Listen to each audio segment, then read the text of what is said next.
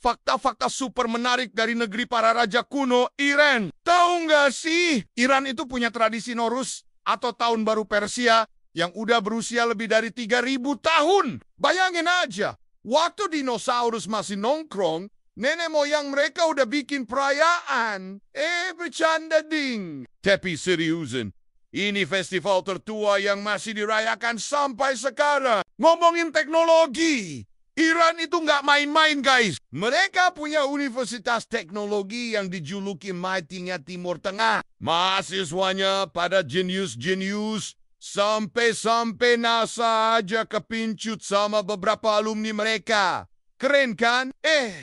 Tahu nggak makanan khas Iran yang namanya tahdi? Ini tuh nasi goreng yang sengaja dibikin gosong bawahnya. Di negara lain mungkin udah diomelin ibu-ibu kalau nasinya gosong. Tapi di Iran malah jadi rebutan. Saking populernya, sampai ada yang berantem buat dapetin bagian gosongnya. Kayak kita berebut kulit ayam goreng gitu deh. Yang unik lagi, di Iran ada tradisi ini semacam sopan santun yang bikin orang Iran saling tolak-menolak hadiah atau bantuan.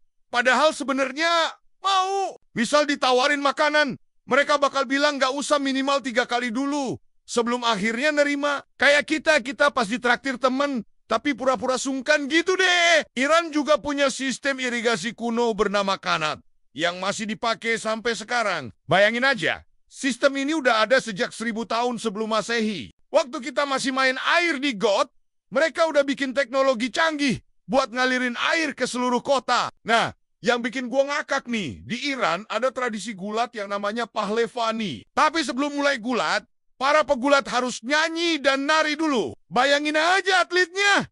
Kekar-kekar tapi harus goyang-goyang dulu sebelum bantingin lawan, kocak kan? Di Iran juga ada museum yang isinya jam doang, guys. Namanya Museum Jam Teheran. Ada ribuan jam kuno dari berbagai era. Mungkin ini surganya orang yang selalu telat kali ya. Bisa milih alasan jamku mati pakai jam dari abad ke-17. Yang bikin gue takjub, Iran punya karpet termahal di dunia. Satu karpet bisa berharga jutaan dolar. Bayangin aja, kita ngutang dulu buat beli motor. Mereka malah ngutang buat beli karpet. Beda level emang. Terus ada tradisi minum teh yang super serius. Mereka punya cara khusus buat nyeduh dan minum teh. Kalau kita asal seduh pakai air panas, mereka punya ritual lengkap. Sampai-sampai ada yang bilang belum minum teh seharian itu alasan yang valid buat nggak produktif. Oh iya, di Iran juga ada menara diam. Ini bukan menara buat orang-orang pendiam ya guys, tapi tempat pemakaman kuno Zoroastrian. Dulu jenazah ditaruh di atas menara, biar dimakan burung pemakan bangka. Serem sih, tapi eco-friendly banget kan? Iran juga punya pasar tradisional terbesar di dunia. Namanya Grand Bazaar Tehran. Luasnya 10 km persegi. Kalau nyasar di sini, bisa-bisa ketemu tahun depan. Makanya kalau mau belanja di sini, jangan lupa download Maps dulu. Yang bikin gua kagum, Iran itu salah satu negara dengan tingkat literasi tertinggi di dunia. 97% penduduknya bisa baca tulis. Mungkin karena mereka punya tradisi puisi yang kuat ya. Bayangin aja, di sana anak SD udah pada hafal puisi-puisi klasik. Sedangkan kita dulu masih kesulitan hafal Pancasila. Tahu nggak sih, di Iran tuh ada yang unik banget. Mereka punya polisi khusus buat ngawasin jilbab. Bayangin aja, ada tim khusus yang tugasnya mastiin orang-orang pada pakai jilbab dengan benar. Kayak security mall. Tapi versi jilbab gitu deh. Nah, yang lebih seru lagi nih, di Iran tuh tahun baru mereka beda sama kita. Mereka rayain pas musim semi, namanya Nowruz. Pas perayaan, mereka suka lompat-lompat api. Tenang, bukan buat bakar-bakaran, tapi tradisi buat buang sial.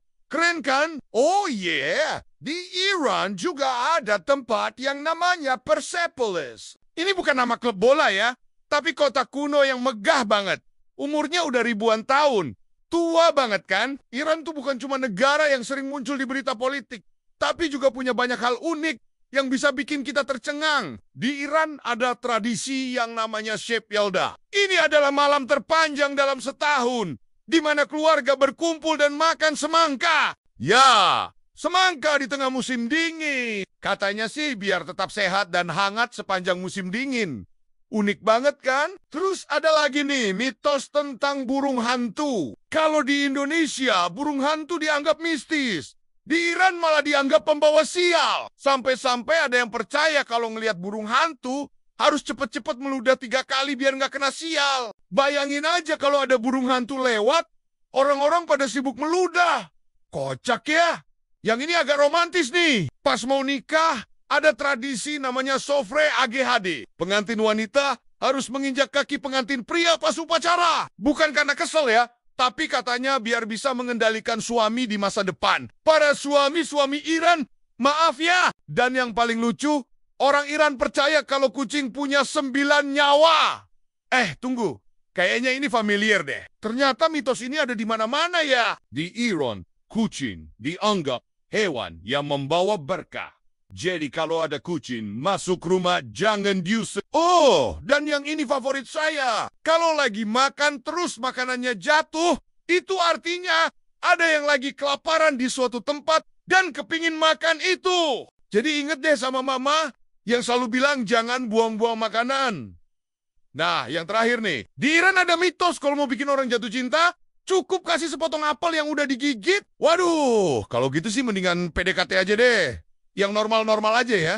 Gimana? Seru kan faktanya?